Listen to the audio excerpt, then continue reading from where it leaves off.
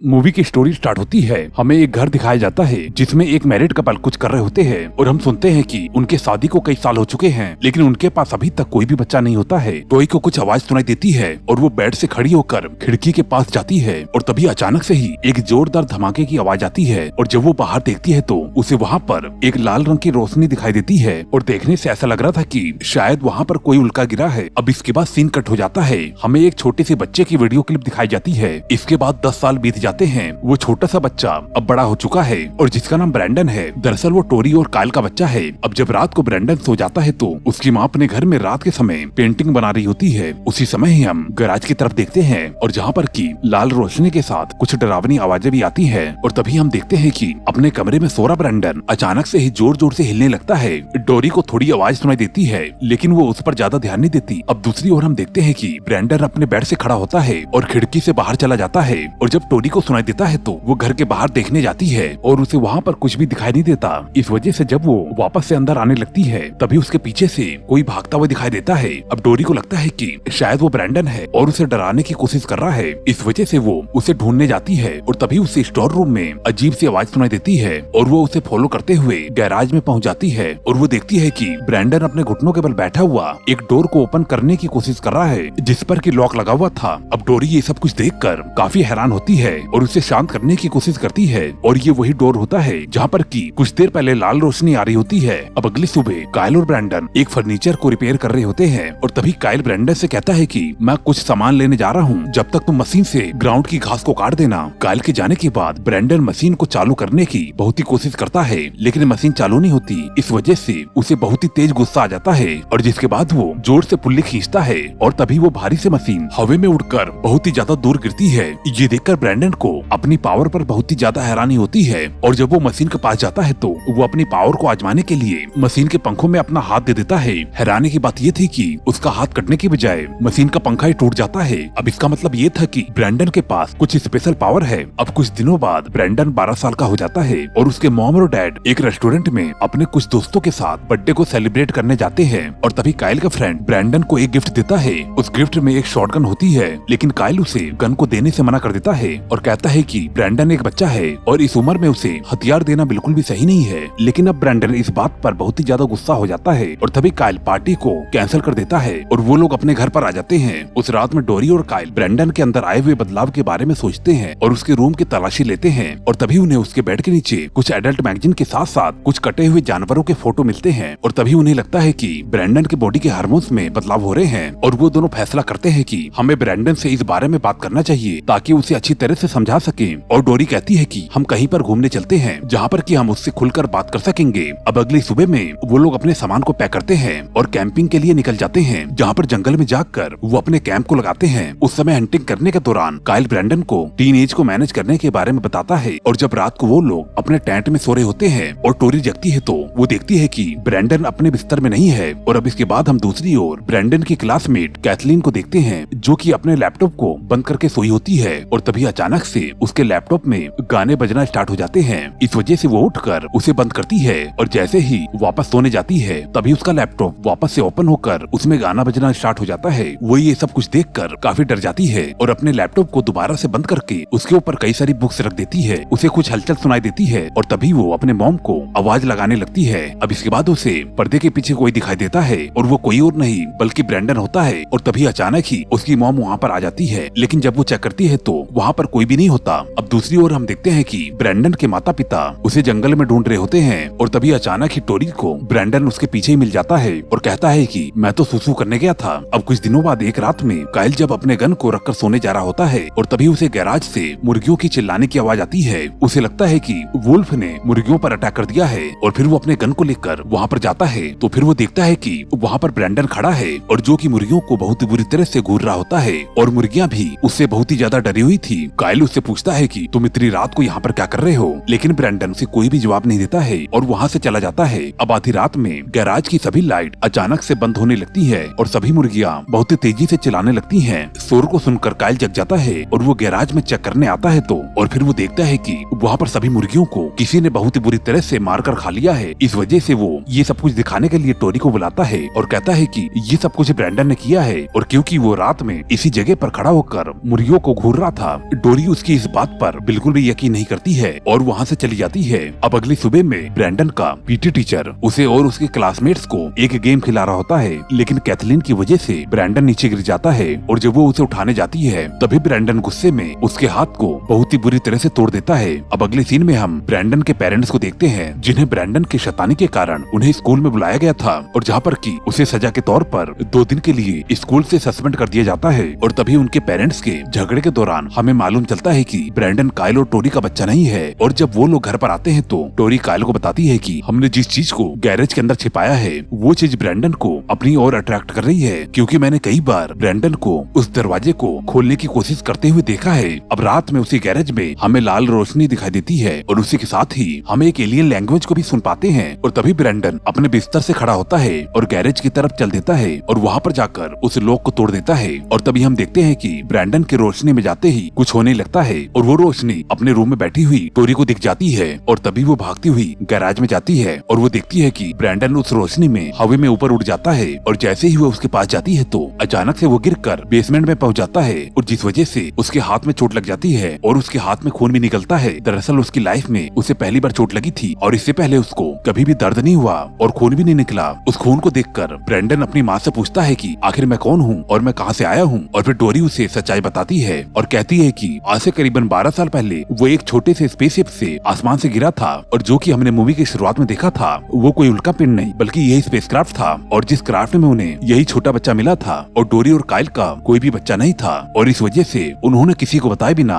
उसे अपने पास में रख लिया और उसके बाद उन्होंने स्पेसक्राफ्ट को गैराज में छिपा दिया था और जिस वजह से ये बात एक राज बन गई थी। ये बात सुनकर कि वो उनका बच्चा नहीं है, ब्रैंडन बहुत ही ज्यादा गुस्सा हो जाता है और वहाँ से भागकर बाहर चला जाता है। और तभी उसकी आंखों से एक तेज लाल रोशनी निकलती है और वो कहता है कि मैं किसी को भी नहीं छोड़ूंगा। अब दूसरी ओर हम कैथलीन को देखते हैं जो कि अपने लैपटॉप पर काम कर रही होती है और तभी अचानक ही उसका लैपटॉप ब्लिंक होकर बंद हो जाता है और वो देखती है कि उसके सामने ब्रैंडन खड़ा हुआ है। ब्रैंडन कैथलीन को कोई भी आवाज करने के लिए मना करता है और कैथलीन को बोलता है कि मैं तुम्हारे लिए फूल लाया हूँ। और फिर कैथलीन कहती है कि मेरी माँ ने तुमसे बात करने के लिए मना किया हुआ है, इस वजह से मैं तुमसे बिल्कुल भी बात नहीं कर सकती। और फिर ब्रैंडन उसे कहता है कि कोई बात नहीं, मैं तुम्हारी माँ को समझा दूंगा। और तभी अचानक से ब्रैंडन वहाँ से गायब हो जाता है। अब दूसरी ओर हम एक रेस्टोरेंट को देखते हैं जो कि कैथलीन के मॉम का होता है और वो रेस्टोरेंट को बंद करने वाली होती है और तभी वो रेस्टोरेंट के विंडो पर कुछ निशान देखती है और जो कि ब्रैंडन का साइन होता है। और अब इसके साथ ही वहाँ की सभी लाइट्स ब्लिंक करने लगती है और उसे कुछ भी समझ में नहीं आता कि आखिर ये सब क्या हो रहा है। और तभी अचानक से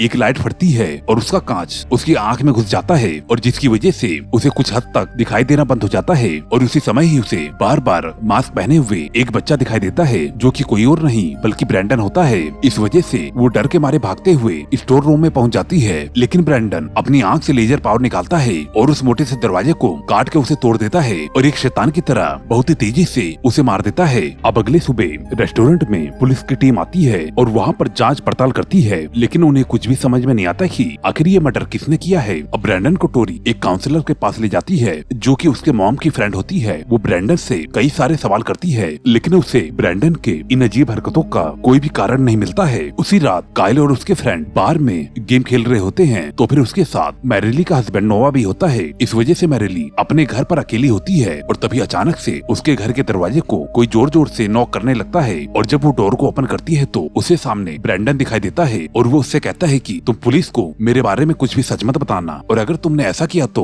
तुम्हारे लिए ये बिल्कुल भी ठीक नहीं होगा। उसके इस बदतमीजी से मैरिली भड़क जाती है और वहाँ से चले जाने के लिए कहकर दरवाजे को लॉक करके अंदर आ जाती है और अंदर आने के बाद वो सो जाती है। और हम इसके बाद दोबारा देखते हैं ब्रैंडन मास्क पहने हुए दोबारा आता है और जब तक नोवा वहाँ पर पहुँच जाता है और ब्रैंडन को वहाँ पर छुपा हुआ देख लेता है। अब वो ब्रैंडन को डांट कर उसे घर छोड़ने के लिए जाता है और जबरदस्ती ही गाड़ी में बैठाने की कोशिश करता है और तभी ब्रैंडन को बहुत ही ज्यादा गुस्सा आ जाता है और वो ब्रैंडन को धक्का देता है और ब्रैंडन करीबन 10 फीट दूर जाकर गिरता है और तभी ब्रैंडन वहाँ से भाग जाता है और अब वो खड़ा होता है और अपनी गाड़ी को स्टार्ट करके ब्रैंडन का पीछा करता है और तभी थोड़ी दूर आगे जाकर उसकी गाड़ी खराब हो जाती है और तभी उसे अचानक से गाड़ी के सामने ब्रैंडन हवा में उड़ता हुआ दिखाई देता है और वो सोचता है कि शायद मेरे शराब के नशे के कारण मुझे ऐसा दिखाई दे रहा है। और हम देखते हैं कि अगले ही पल उसकी गाड़ी हवा में उठने लगती है और तभी कुछ ऊपर जाने के बाद उसकी गाड़ी अचानक से नीचे गिरती है और जिस वजह से उसका पूरा जबड़ा टूट जाता है। और फिर इसके बाद ब्रैंडन उसके पास आकर उसी के खून से वहाँ रोड पर अपना साइन बनाता है। अब दूसरी ओर हम देखते हैं कि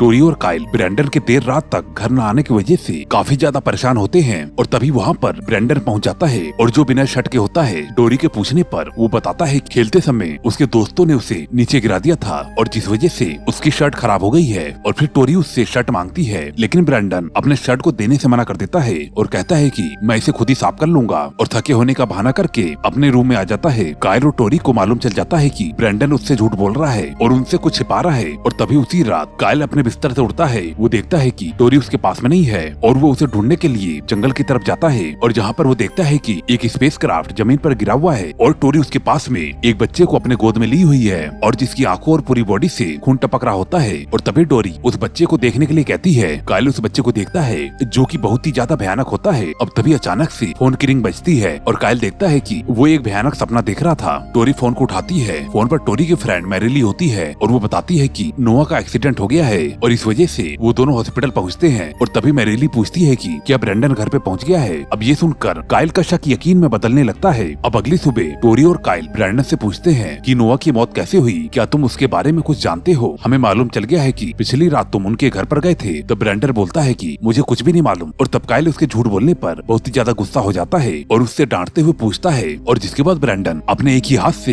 कायल को दीवार की ओर फेंक देता है और इसके बाद वो अपने रूम में चला जाता है। ये सब कुछ देखकर कायल बहुत ही ज्यादा हैरान हो जाता है और उसे पूरा यकीन हो जाता है कि नोआ को ब्रेंडन नहीं मारा है। लेकिन टोरी को अभी तक उसकी बात पर बिल्कुल भी यकीन नहीं होता। और अब उसी समय ही कायल ब्रेंडन के रूम में जाता है और जहाँ पर उसे वो खून वाला शर्ट मिल जाता है जिसे कि ब्रेंडन छिपा रहा था। अब कायल उस शर्ट को टोरी को दिखाते हुए बोलता है कि ब्रेंडन दूसरी दुनिया से आया हुआ एक शैतान है और जो कि बहुत ही जल्द हम दोनों को मार देगा। लेकिन टोरी अभी तक उसकी इस बात पर यकीन नहीं करती। अब अगली सुबह कायल ब्रेंडन को लेकर शिकार पर निकल जाता है और उसी समय ही एक पुलिस ऑफिसर टोरी के घर पर आता है और उसे फोटो में वही साइन दिखाता है जो कि ब्रेंडन ने सड़क पर बनाया था। ब्रेंडन उसे देखकर मना करती है कि वो इस साइन को नहीं जानती और डोरी को थोड़ा शक भी होता है। अब पुलिस के जाने के बाद डोरी ब्रेंडन के रूम की तलाशी लेती है और उसे ब्रेंडन के बैग में सभी नोटबुक में उसे वही साइन मिलता है। और फिर उसे देखने के बाद उसका शक यकीन में बदल जाता है कि ब्रेंडन दूसरे दुनिया से आया हुआ एक शैतान है और वो जल्दी ही सबको मार देगा। अब दूसरी ओर कायल और ब्रेंडन जंगल में हंटिंग कर रहे होते हैं। कायल को ये सब कुछ पहले से मालूम चल चुका था, इस वजह से वो ब्रेंडन को मारने के लिए ये सब कुछ प्लान किया था। वो अपने सामने चल रहे ब्रेंडन के सिर में गोली मार देता है, लेकिन ब्रेंडन को उस गोली का कोई भी फर्क नहीं पड़ता।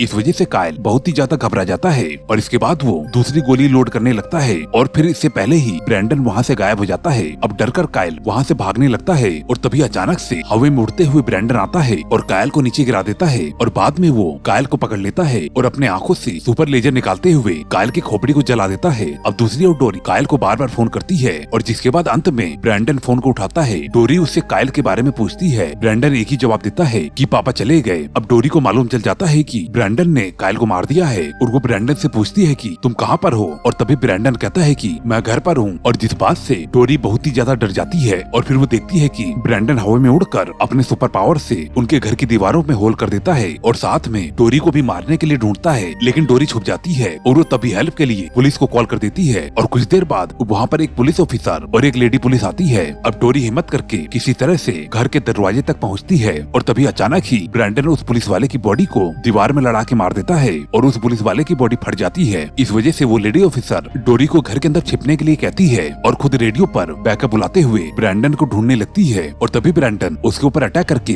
उसे बहुत ही बुरी तरह से मार देता है और उसी समय डोरी बेड के नीचे छुपी होती है और जो कि ये सब कुछ देखकर बहुत ही ज्यादा डर जाती है। अब वो धीरे से वहाँ से निकलकर खिड़की से कूद जाती है और तभी उसे याद आता है कि ब्रेंडन को यहाँ के किसी भी चीज से चोट नहीं लगती सिवाय उस स्पेसक्राफ्ट के जिससे कि उसे लास्ट टाइम चोट लगी थी। इस वजह से वो भागते हुए गैराज में जाती है और उस स्पेसक्राफ्ट के एक टुकड़े को तोड़कर ब्रेंडन को प्यार से पुकारती है और तभी ब्रेंडन वहाँ पर आता है और डोरी उसके सामने उससे माँ के प्यार का नाटक करती है और जैसे ही वो उसे गले लगाकर उसे उस टुकड़े से मारने वाली होती है और तभी अचानक से ब्रेंडन उसके हाथ को पकड़ लेता है और डोरी को गुस्से में पकड़कर आसमान में ले जाता है और आसमान की ऊंचाई से वो डोरी को नीचे छोड़ देता है और आसमान से नीचे गिरकर डोरी मर जाती है। और तभी हम देखते हैं कि ब्रेंडन के सामने एक प्लेन आ जाता है। यहीं पर सीन कट हो जाता है और अगली सुबह हम देखते हैं कि वही प्लेन क्रैश हो चुका है और जिसमें सवार 268 पैसेंजर में से कोई भी नहीं बचा और हम उस प्लेन पर भी ब्रेंडन का साइन देखते हैं, यानी कि ब्रेंडन ने ही उस प्लेन को क्रैश किया था। वीडियो के आखिरी में पुलिस को ऐसा लगता है कि इस प्लेन के क्रैश होने की वजह से कायल और टोरी की भी मौत हो गई है और उनके घर की ऐसी हालत हो गई है और हम ब्रेंडन को देखते हैं जो कि अभी भी सुरक्षित होता है और पुलिस को ब्रेंडन अभी भी बेचारा लगता है और आखिरी में हम ब्रेंडन को बिस्किट खाते हुए देखते हैं और इसी के साथ ही मूवी एंड हो जाती है। दोस्तों, आपको ये कहानी कैसी लगी हमें हमें कमेंट करके जरूर बताएं और जाते जाते चैनल को जरूर सब्सक्राइब कर लेना। मैं मिलता हूँ आपको अगली वीडियो में। Okay bye.